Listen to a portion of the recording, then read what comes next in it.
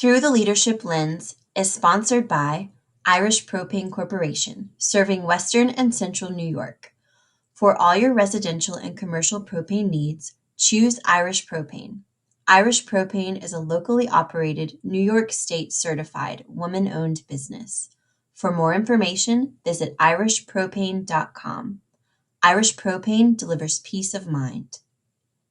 Hello and welcome to another Through the Leadership Lens, a podcast presented by the Women in Propane Council. I'm Freddie Riddler. And I'm Bridget Kidd.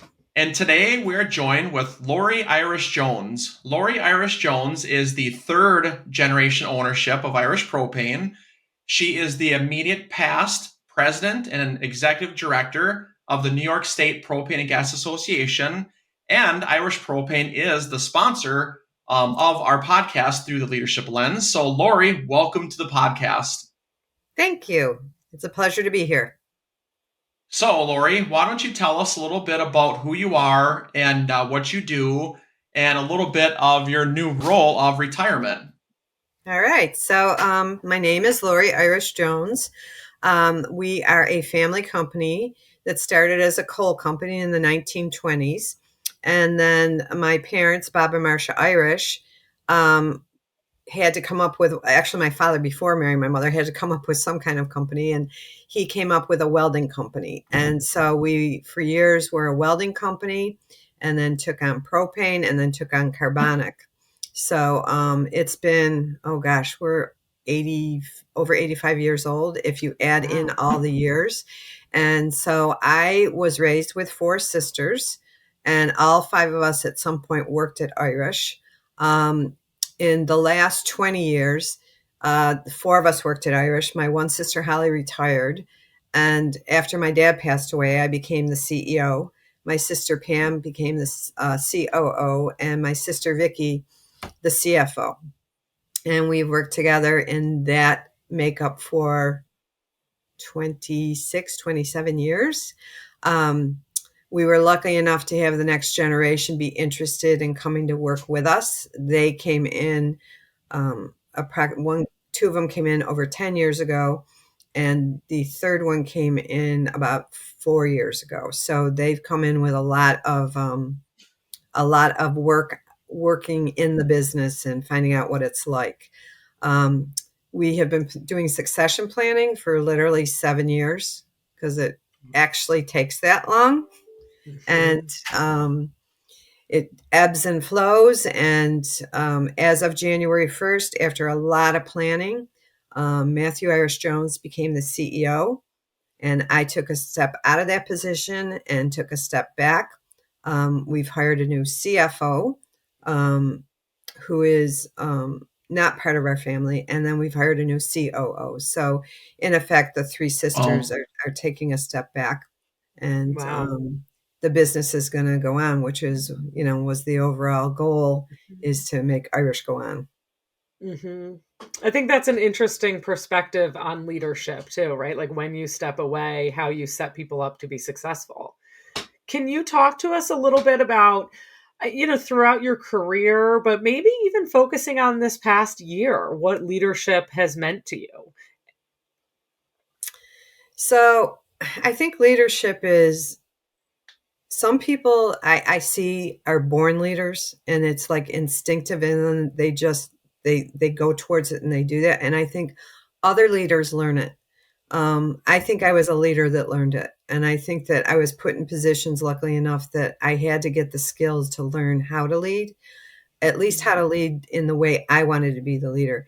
In a family business, it's really tough because oftentimes you have family members that are very strong A personalities, and they are like icons in this industry.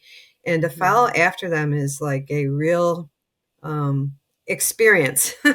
And it can be a hard act to follow because you're following someone that is highly successful and a very strong leader and really good at what they do. And it's like kind of the benchmark is set real high on how you're going to be. But what I've learned is that you become your own leader and you have your own style.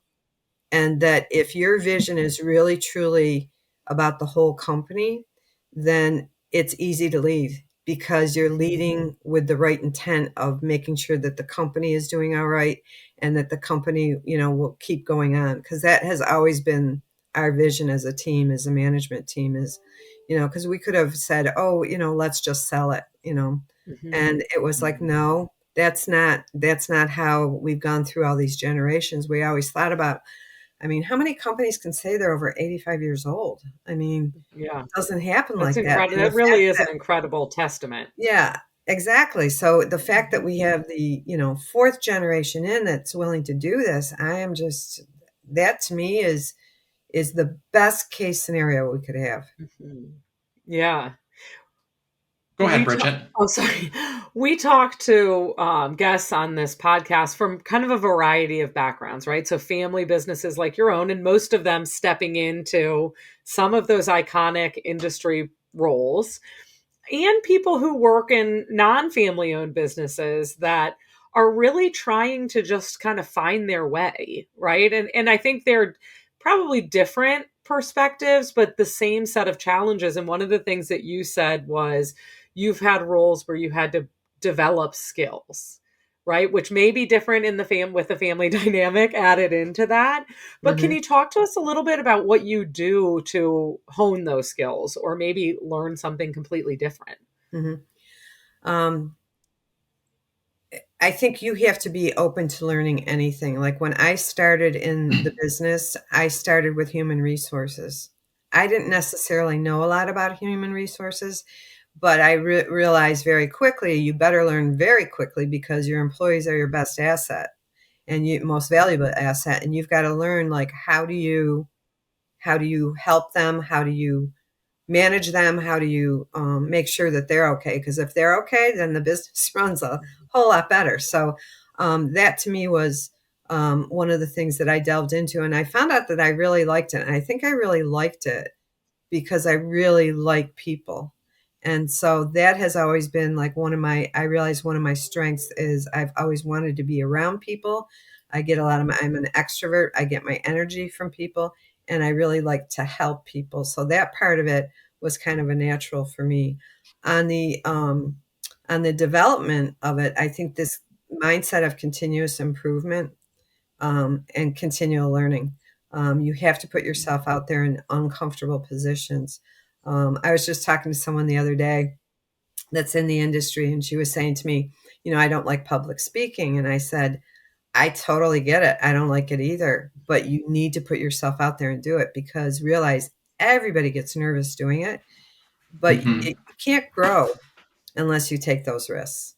And so I Right. think that Yeah. that is one thing, is that when you're uncomfortable, it's probably a good sign that you're doing something to make yourself grow. And that, the Yeah. the affirmation you get after that, after you go in those situations where you're like not real sure of yourself and a bit tenuous about how, do I know enough? Can I do this?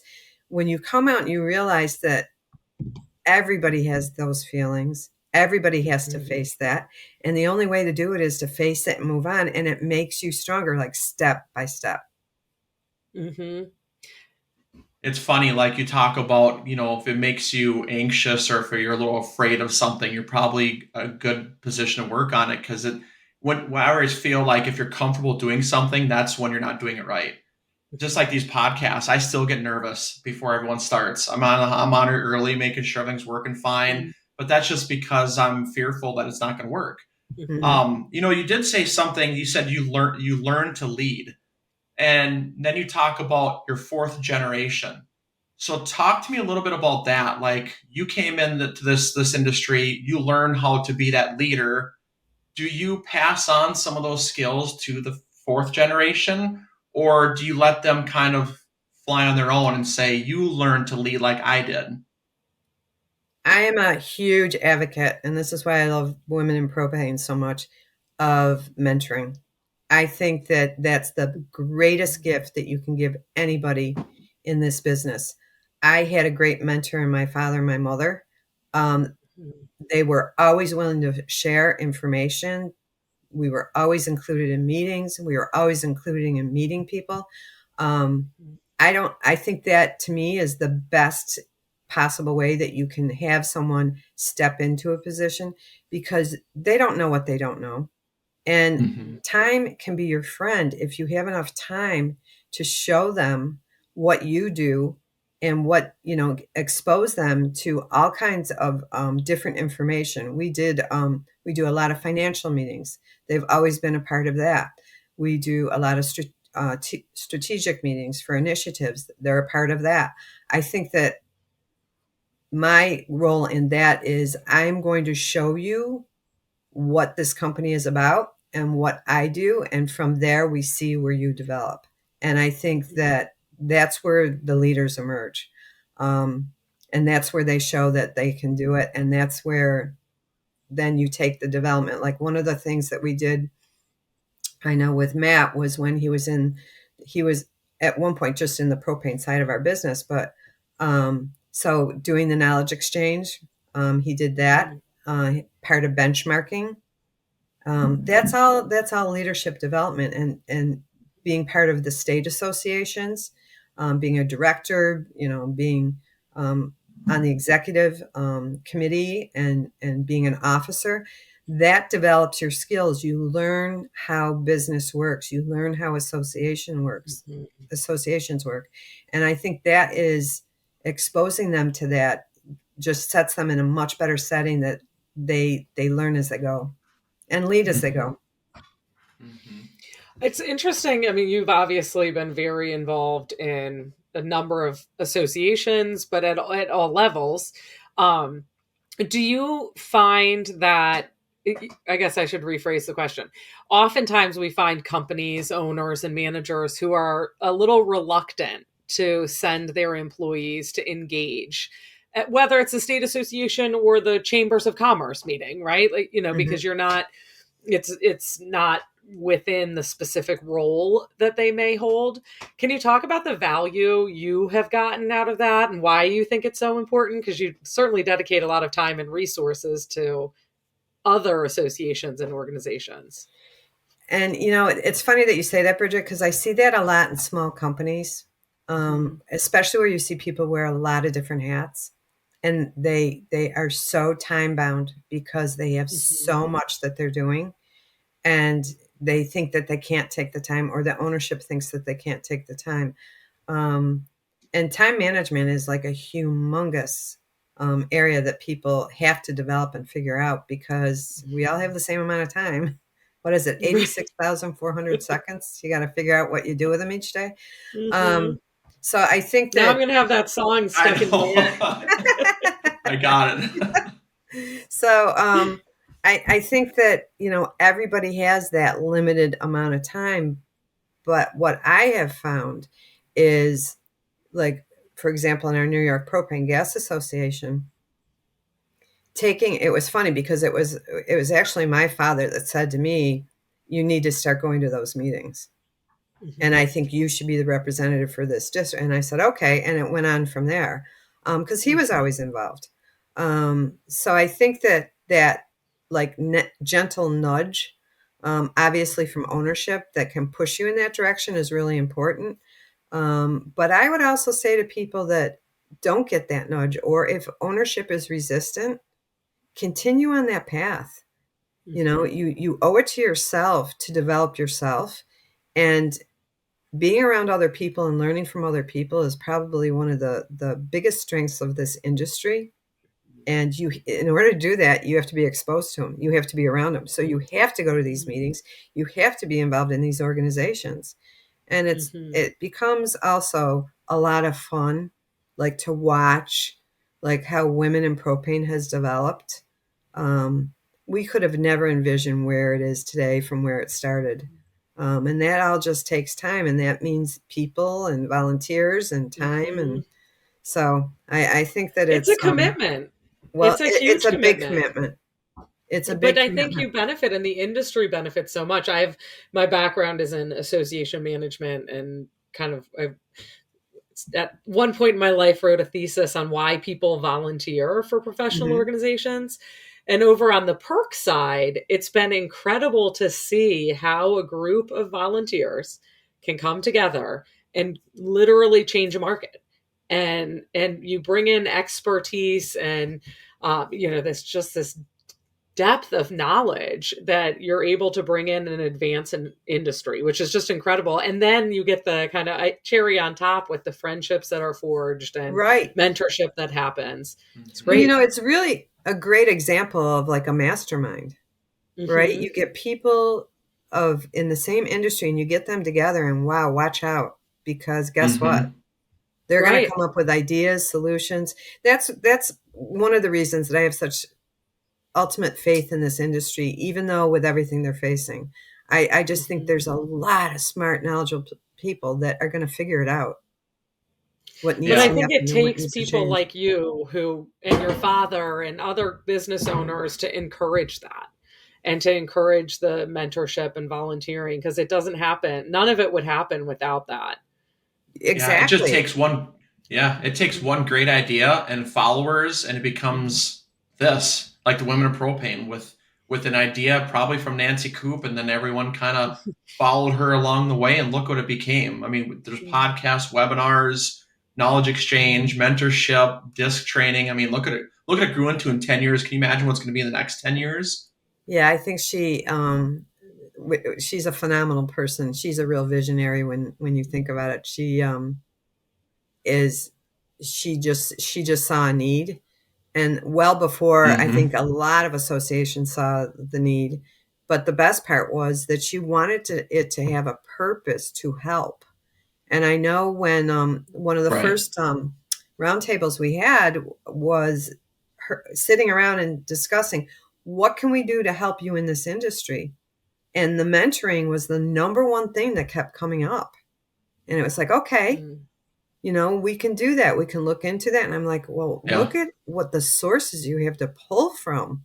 I mean, look at the pool of sources. It's incredible, Yeah. in It's this industry. incredible. These people that have been in decades, and not only that, their parents have been in, or their parents have been in. It's pretty phenomenal. So we're talking about mentoring and who's giving you that nudge to succeed in life. Who's been the most influential person in your life, Laurie? Who's kind of pushed you to where you're at right now? Okay, so I would say that besides my parents, in the other part of our business, I had a person in a association that had me join his strategic planning committee, and then looked at me and said, "You're going to take it over in 2 years." And I was like, "What? I'm not going to take this over. I don't even know what strategic planning means." And sure enough, I took it over. And, so I think it's people believing in you and saying you can do this. But I've been really fortunate along the way, because I've had a lot of affirmation from a lot of people. And a lot of people, that's what I also love, is the networking that you can do. Like if you're unsure or you need questions answered, all you have to do is reach out and ask, and people will help you. And that's Yeah, I really do what's feel nice like about this that. industry. Most people, and even outside of this industry, I think that if you're asking questions and sincerely inquiring, most people want to see you be successful. Exactly. Exactly. I mean, at least you should be surrounding yourself with people who do, I Yep. suppose. Exactly. What about Laurie? Can you tell us about a time where maybe you had a tough decision to make, and that while you're getting these affirmations, you're not really sure about the direction, but you got to take a leap of faith or uh, take a risk, and maybe it goes well or maybe it doesn't. But can you share a time that you were in that situation, and what did you rely on to move forward? I think I've had more of those than I can count. um, I can think of one in particular, where we had a really bad supply problem. And it was like, what do we do? How are we going to manage this? How are we going to service the customers? Um, and I was like, I literally do not know what to do. Um, so pulling on the managers and pulling on other owners that were going through the same thing, and trying to navigate, how do you navigate through this time period? It kind of took on its own life, and the plan kind of unfolded before us, and we figured it out. But at the time when you're first hit with this, it's like you feel like, oh, we're done. What are we going to do? Mhm. We are absolutely done. Mhm. And it's funny because I know it's not one of the things that happened this past winter is we get, inundated with snow.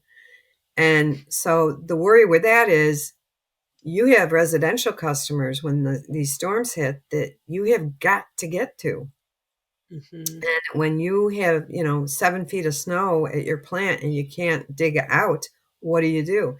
It's situations like that we've learned to plan better and say, okay, we know something's coming, so we got to do this, or we're going to make sure that we have customers, that they're fine, and we'll make sure that we have equipment that's stored somewhere else.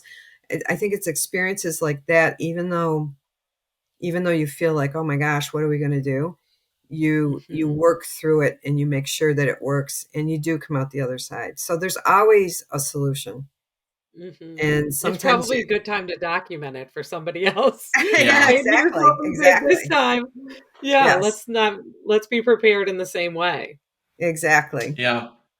And so, that's a great, was coming up to my next question. And I was going to ask you, like, can leadership be measured? Can you measure leadership? And you kind of answer that by, we took a risky decision, we figured it out, and it worked out at the end. Now, with that being said, how else would you measure leadership? And that's always a hard question because sometimes you really can't see it, but you just know it's there. But how would you measure leadership if you were to look at your fourth generation and say this is working, you're a leader? What are the key points that you know that it's working? I think it starts with what do you care about?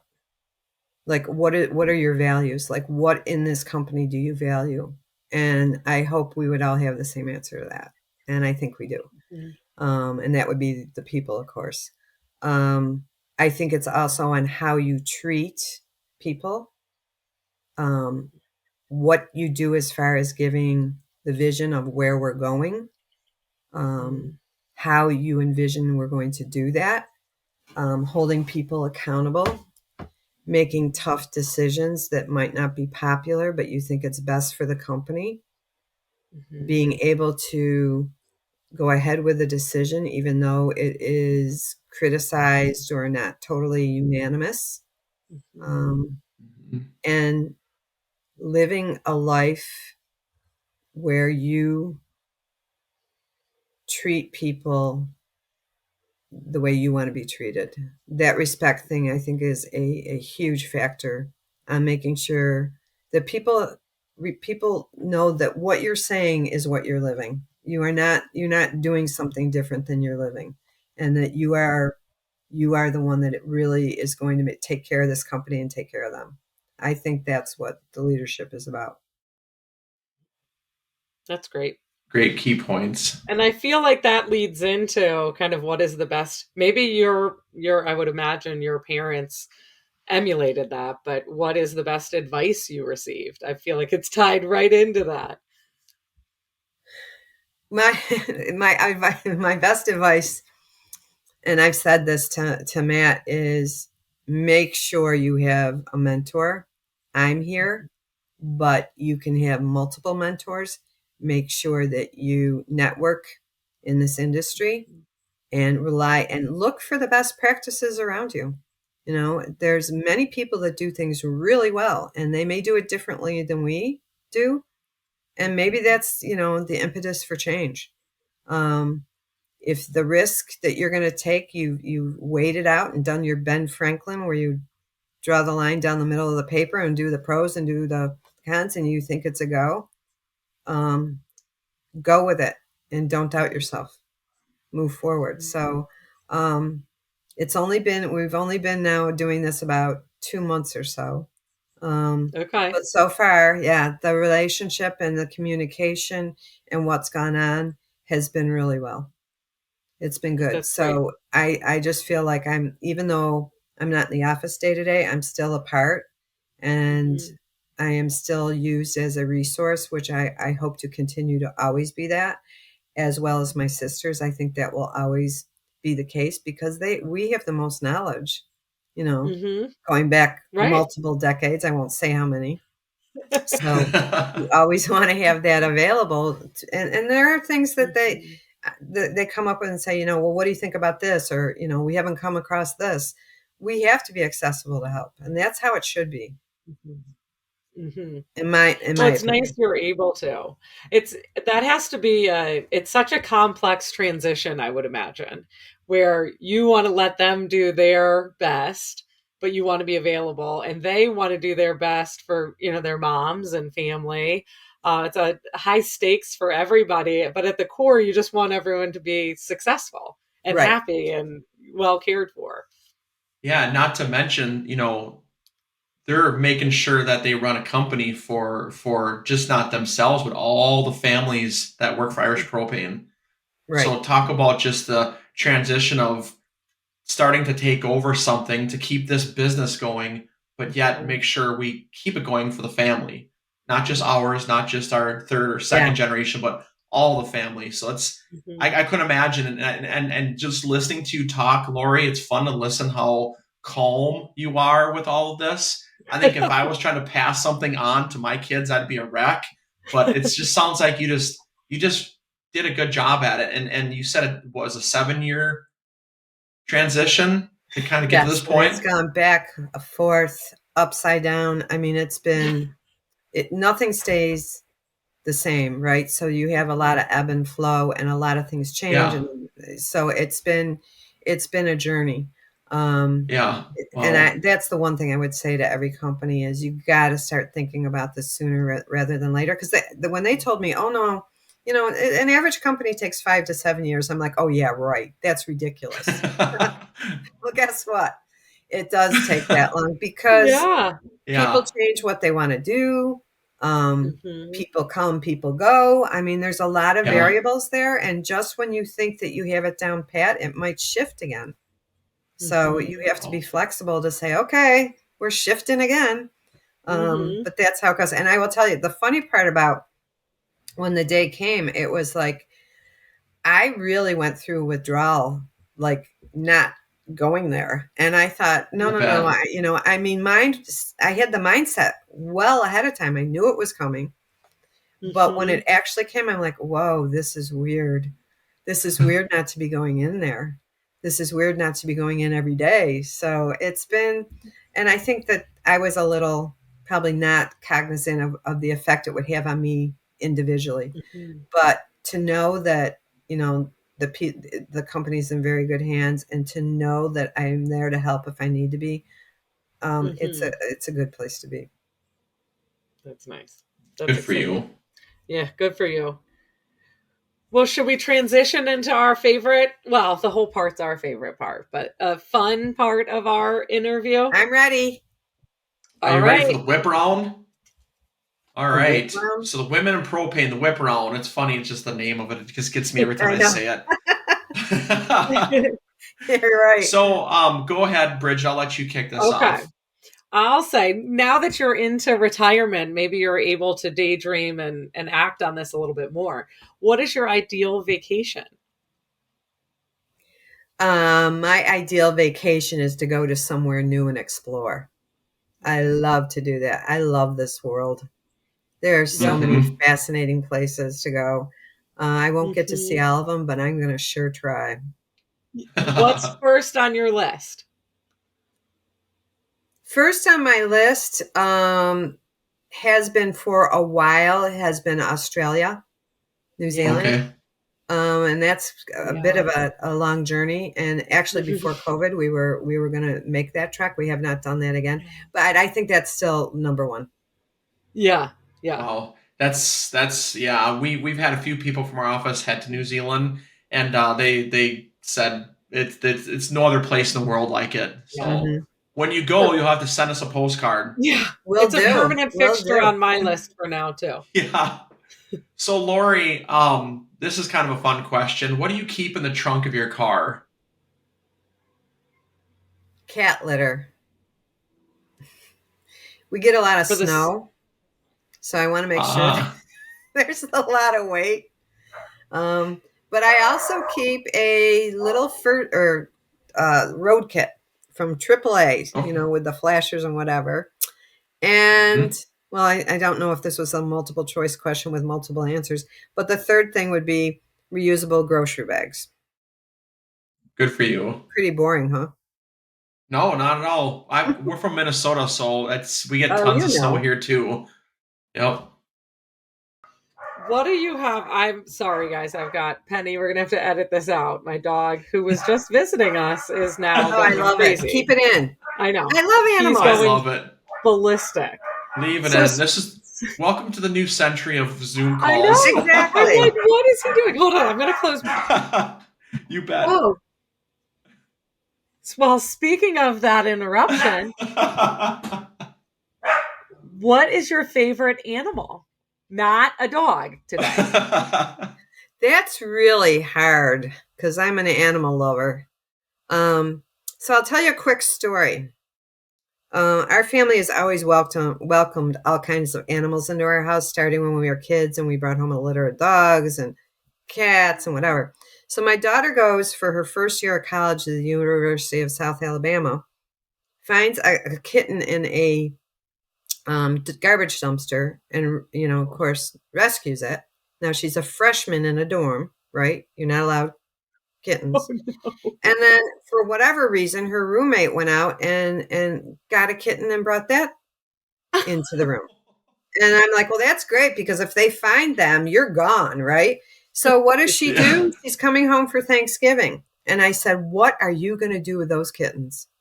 And she said to me, I got it all figured out. I'm bringing them on the plane. I said, what? Oh So my she, of course, gosh. brought them home. Well, the one has is deceased, but the other cat is now 17 years old, and she Oh still my hasn't Oh, picked them gosh. up. no. Oh, that's a The good cat one, that though. keeps on. Yeah, it Yeah, keeps on no going. I kidding. said, you know what? Anytime you want them, it's actually a her. Anytime you want her. Of course, she lives across the country, so to try to get her now, but I just laugh because Oh my what I did to gosh. my parents, she did to me, so I can't say anything. Yeah. Oh my It But all gosh. I do comes love all back. animals. I love cats. I love birds. I mean, the only thing I don't think I would have as a pet is a snake. Hmm. That's okay. I don't think I'm there's on a lot of board with people that like that. snakes. No, I'm on board with that. And they live forever. Yeah. Yeah. So you're Once really you have committed. them forever. So Laurie, if you wrote a book about your career, what would the title be? It's the journey, not the destination. Oh, I Good love answer. that. I love Great that. answer. Yep. Well, I kind of Okay, stole it I from will my say. mother. Oh, yeah? Yeah, she gave Okay. me a poem a long time ago about and my parents were strong believers in you my dad was always you got to smell the roses along the way. Make sure you stop and smell the roses. And my mother a long time ago gave a poem about a train ride and that it's not where the train ends. It's the train ride to the end Hmm. that matters, which is Hmm. your life. Smart Yeah, person. that's good. Good That's good advice. advice. Well, I was going to ask a question about advice, but I think we've gotten so many nuggets from you Oh that dear. I'll lighten it a little bit. If you had a superpower, what would it be?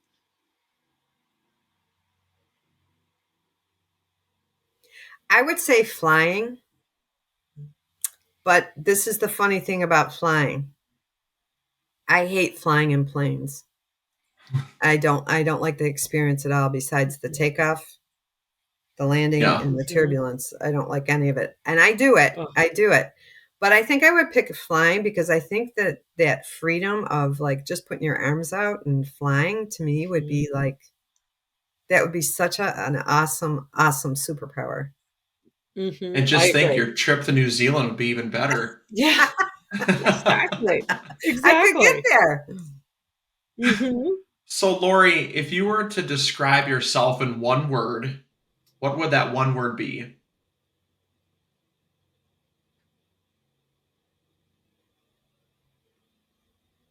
passionate. Mm-hmm. I've been lucky to live a life that I feel very passionate about, not only my family, but our company, the world, everything. Mm-hmm. That's great. I Yep. feel like our listeners are going to think you got those ahead of time because you've nailed each of those without even having to think too much about it. But she didn't. She really, These these are are a all new surprise. questions. Yeah. I All had right. to So I'm think going to ask, about it. you did, but it's impressive. My last question, and then I'm out, is what is your favorite kind of ice cream? So I'm not a big ice cream eater, but there is a place in Florida called the Royal Scoop that makes coffee Okay. ice cream that is unbelievable. And it's the only place I eat it. That's incredible. Cool. I It made got note a of little that. We like to go local. to Florida. Yeah, I got a little travel tip on top of Yeah, Yep. this. Royal Yep. ice Love cream. it. Well, Laurie, as a side note to all of our listeners and viewers, this is Laurie's third podcast with us. We had some technical difficulties the first two, but it's Mhm. been really great because I feel like we really got to know who you are, and we hope that our viewers and listeners get to know who you are as well. You're calm and just energetic, but yet still this calm body. And it was fun talking to you, and you have so much great advice, Laurie. I really hope everyone that listens to this gets at least one great thing. So thank Mhm. you for being on our podcast. Yeah, Well, thank you so much. This has been an absolute pleasure. thank you. Thanks for, pursuing it and letting me do it again. I appreciate it. And I appreciate you guys. You're a lot of fun. So you made it a lot of fun. So thank you Well, for thank doing this. you. Thank you, Yeah, Laurie. thank you. This has been another episode of Through the Leadership Lens presented by Women in Propane. Be sure to subscribe, download, and share with a friend. To learn more about Women in Propane, visit us on Facebook, Instagram, or online at www.womeninpropane.org. I'm Freddie Riddler. And I'm Bridget Kidd. Thanks for listening. Until next time.